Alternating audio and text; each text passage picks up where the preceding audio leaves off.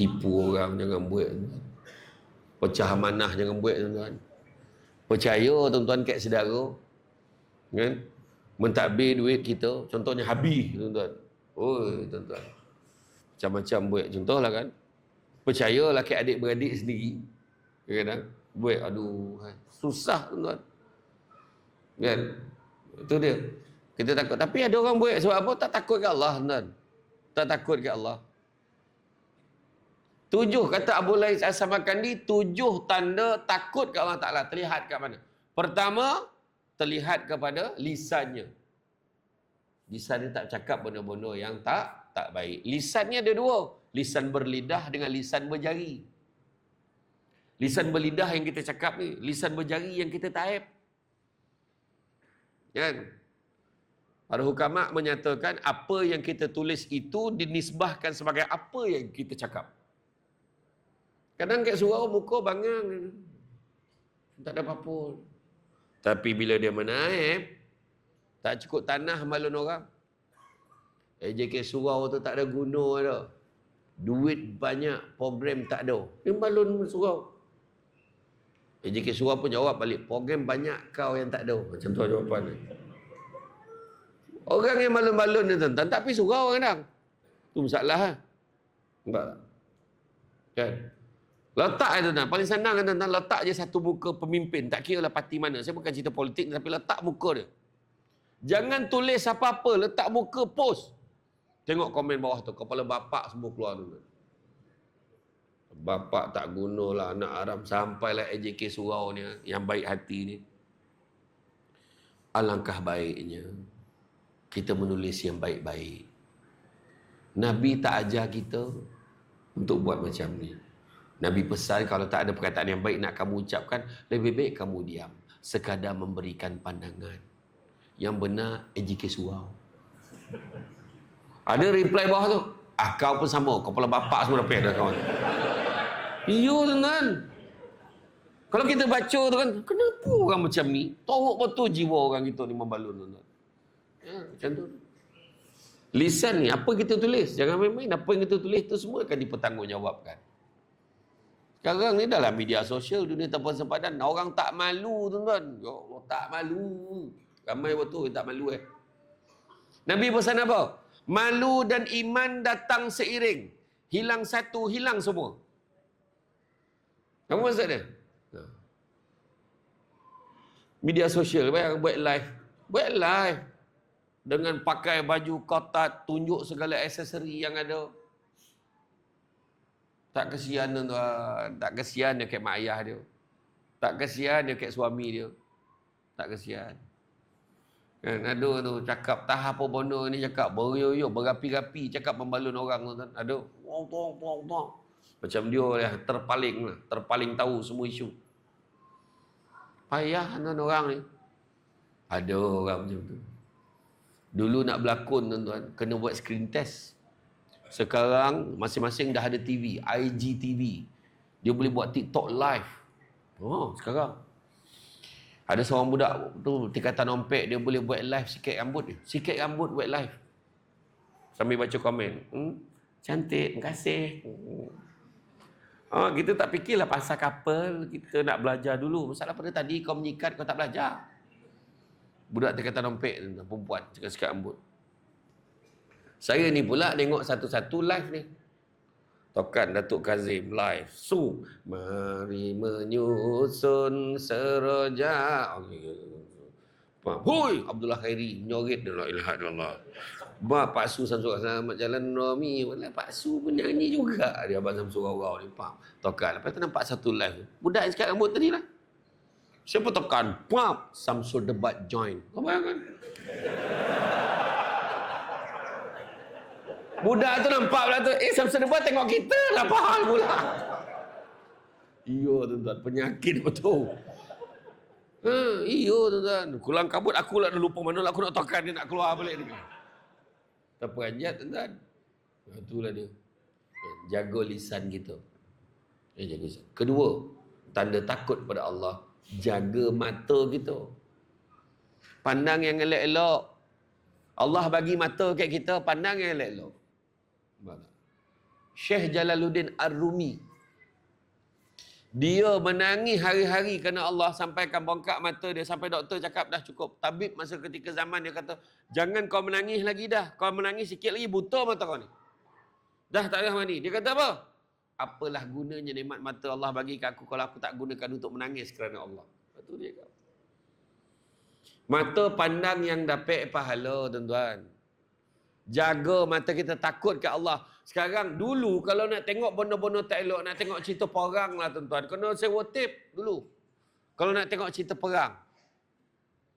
Cerita perang. Perang yang sesungguhnya itulah. Allah. Kau faham ke tak faham? Cerita yang telanjang tu lah. Payah warna pula. Dulu orang sampai sewa tape, sewa CD, player. Sekarang tak payah. Semua kat ujung jari. Ada orang tua tu. Dia tekan. Makin laju jantungnya sebab dia tak pernah tengok. Ya Allah, ya Allah, ya Allah, ya Allah, ya Allah. Sekali tu satu benda yang unsangkerable. Dia tu nampak, Allah, jantung tak boleh terima tuan-tuan. Tumbang, tolopeh, video play.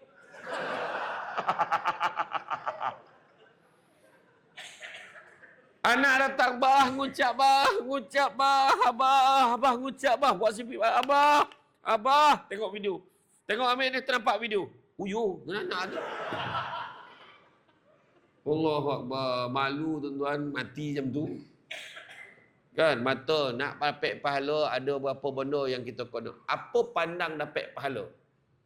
Pertama, pandang muka mak ayah dapat pahala. Buat video call. Baik tengok mak ayah. Dapat balik kampung tengok dia lagi baik. Mak ayah dah tak ada Ustaz. Ziarah kubur dia.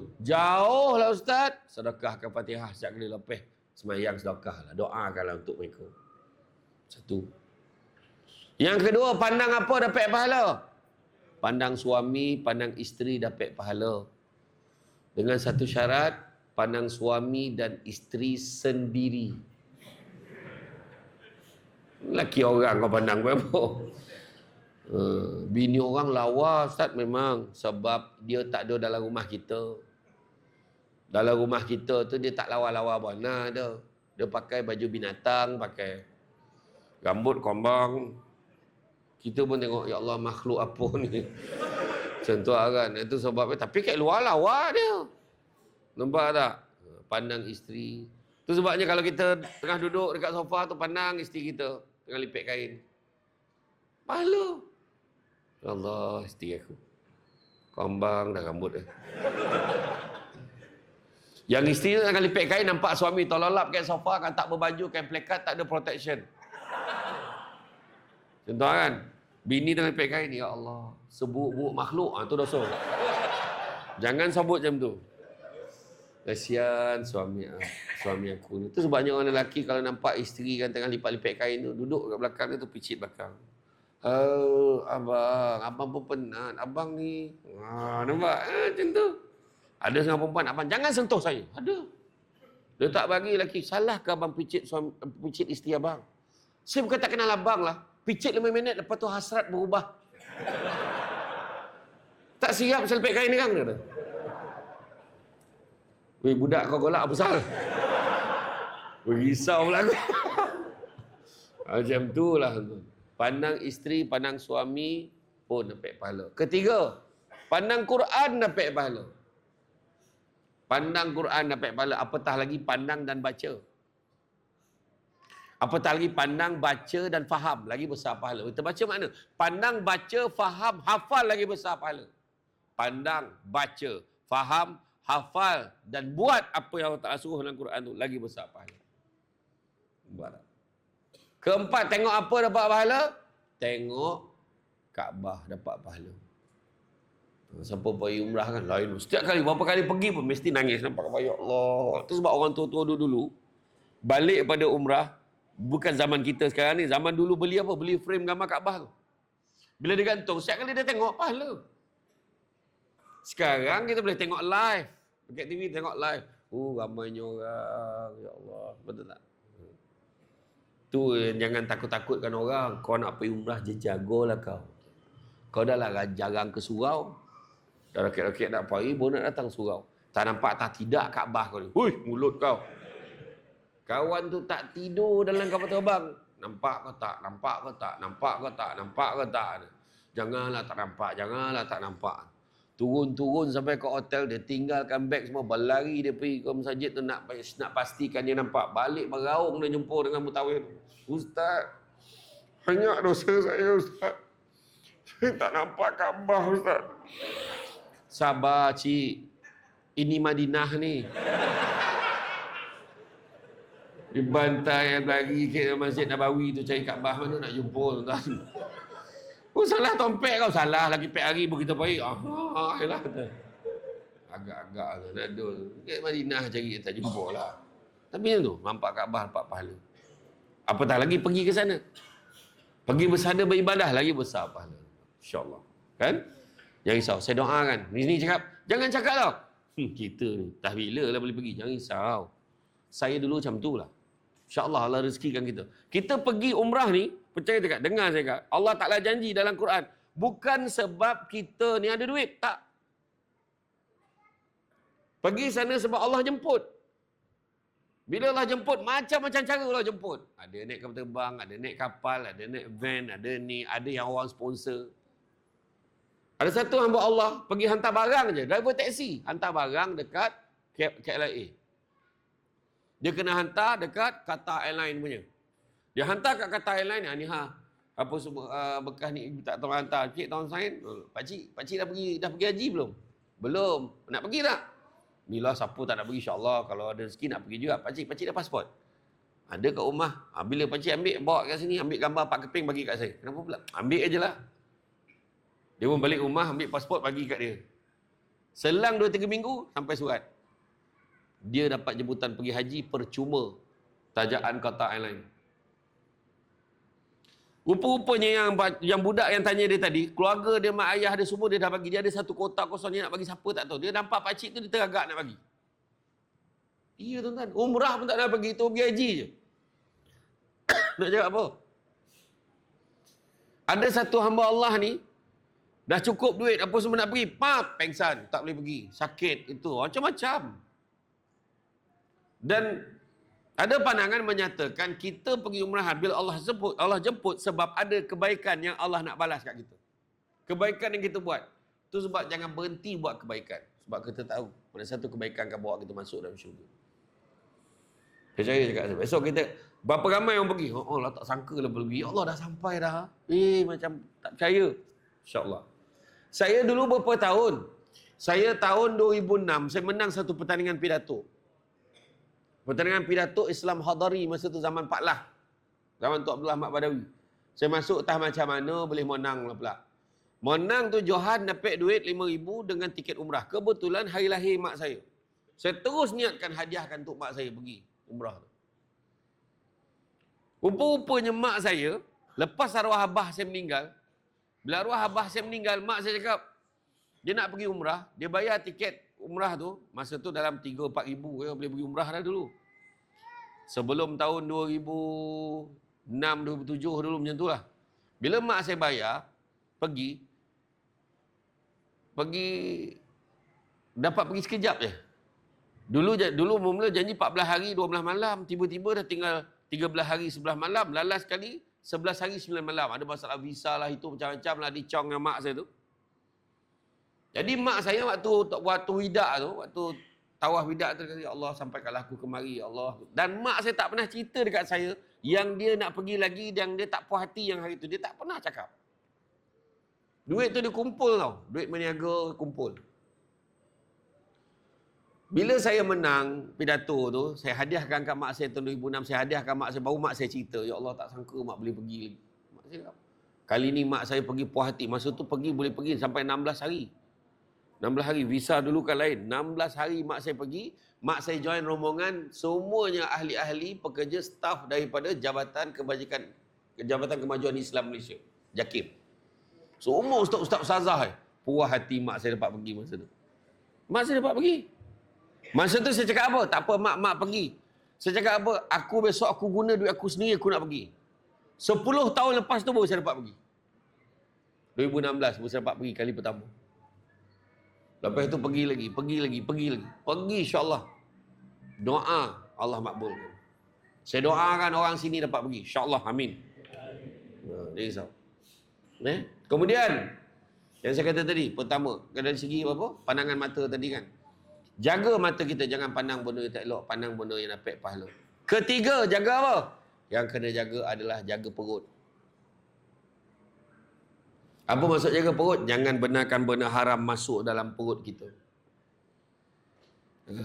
Nabi sebut apa? Barang siapa yang membenarkan benda-benda haram masuk ke dalam perutnya, nescaya Allah, nescaya malaikat di langit dan di bumi akan melaknatnya selama sesuai sebagaimana benda-benda haram itu ada di dalam perut.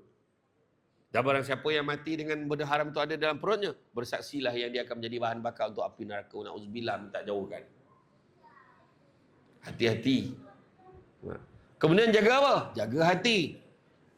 Yang keempat, takut pada Allah terlihat pada hatinya. Hati buang benda-benda tak elok. Buang perasaan. Buang 3 perasaan. Buang tamak. 1. Jangan tamak.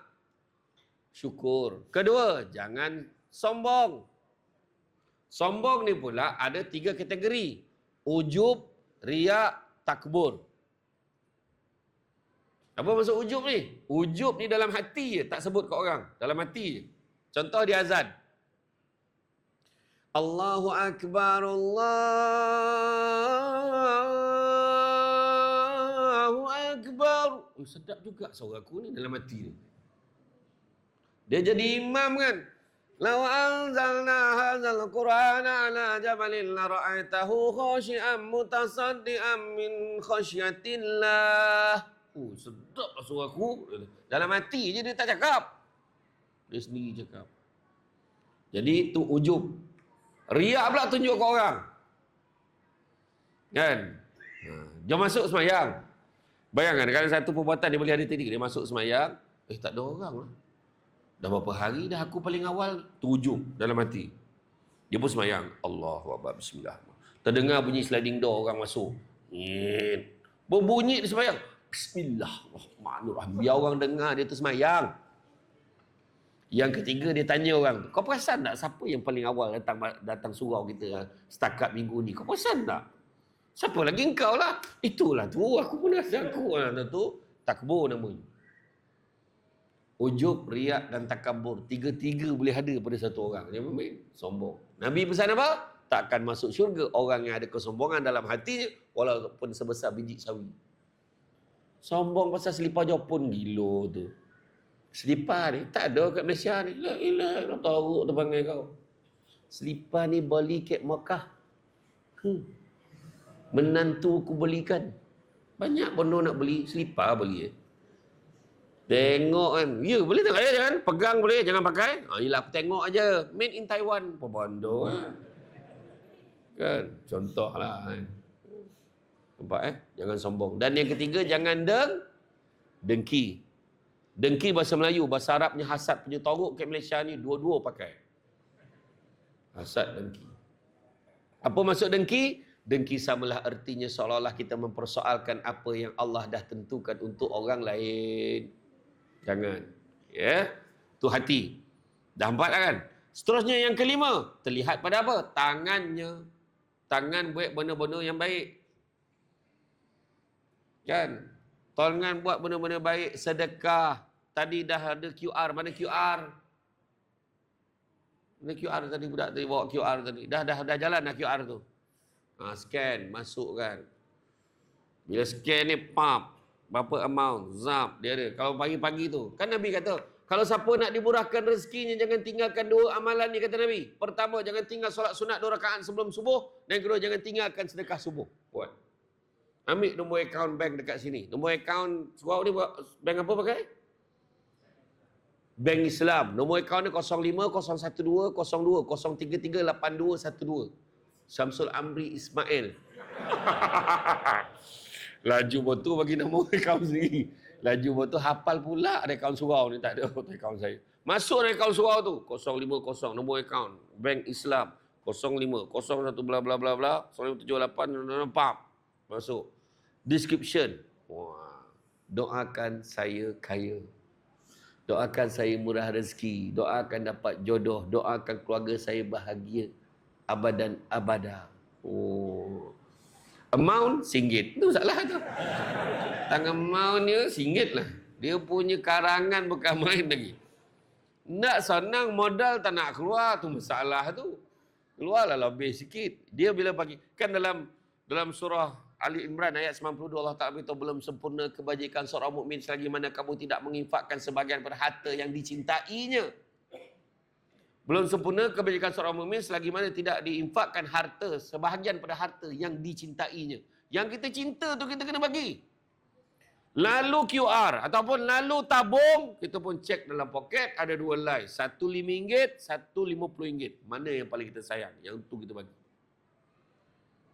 Saya memang tak sayang, Ustaz. RM50 tu saya bagi RM1 tu. Kau nak tipu siapa kau cakap? Kan? Saya tak tahulah saya habiskan RM50 tu kejap lagi. Dia kata tu. Kan? Tapi itu. Jadi mana kata sedekah tu. Jangan lupa amalkan.